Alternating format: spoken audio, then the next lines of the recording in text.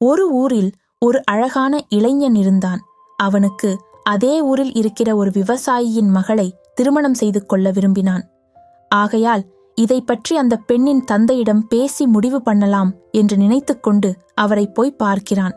அதற்கு அந்த விவசாயி இளைஞனை பார்த்து சொல்கிறார், நீ என்னுடைய மகளை திருமணம் செய்து கொள்ள விரும்பினால் நான் வளர்க்கும் 3 காளையினை உனக்கு அடுத்தடுத்து அவிழ்த்து விடுவேன். அதில் ஏதாவது ஒரு காளையின் வாலை நீ தொட்டால் கூட போதும். என் மகளை உனக்கு திருமணம் செய்து தருவதற்கு சம்மதிக்கிறேன் என்று சொல்கிறார். அதற்கு அவனும் ஒப்புக்கொள்கிறான். தொழுவத்தில் அடைக்கப்பட்டிருந்த காளை மாடு ஒன்று ஒன்றாக அவிழ்த்து விட்டார். முதலில் ஒரு காளை மாடு வந்தது. அது பார்ப்பதற்கு மிகவும் முரட்டுத்தனமாக தோற்றம் கொண்ட அந்த காளை சீறியபடி பாய்ந்து வந்தது.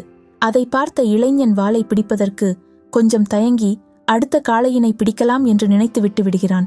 கொஞ்ச நேரத்தில் அதைவிட பெரிய காளை மாடு ஒன்று ஓடி வந்தது. அது பார்க்கவே பயங்கரமாக இருந்தது. அதன் தோற்றத்தினை பார்த்து ரொம்ப பயப்படுகிறான். அந்த அளவுக்கு மிரட்டலாக இருந்தது.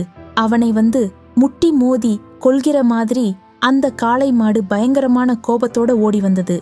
இதை பார்த்த அந்த இளைஞன் மறுபடியும் பயந்து போய், ஐயையோ, இது ரொம்ப ஆபத்தான நிலையை உருவாக்கிவிடும் போல என்று நினைத்து இதுவும் வேண்டாம் என்று விட்டுவிட்டான். 3ஆவதாக வரும் காளை பார்த்து கொள்ளலாம் என்று விட்டுவிடுகிறான். தொழுவத்தில் அடைக்கப்பட்டிருந்த 3ஆவது காளை மாடு கதவு திறந்து அனுப்பினார்கள்.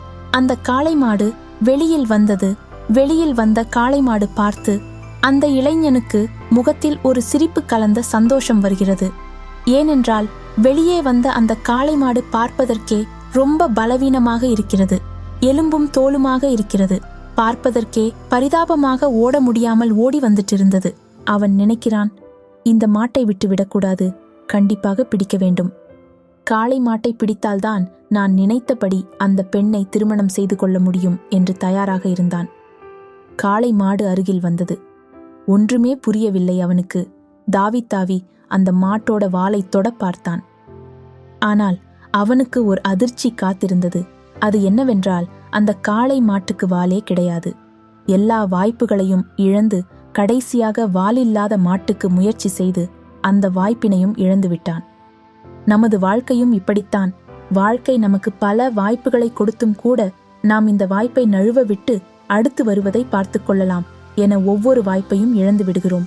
கடைசியில் நமக்கு எந்த ஒரு வாய்ப்பும் வரவில்லையே என்று புலம்புவதை விட கிடைக்கும் தருணங்களில் ஏற்படும் வாய்ப்புகளை சரியான முறையில் பயன்படுத்தினால் நாம் வெற்றி அடைவது நிச்சயமே.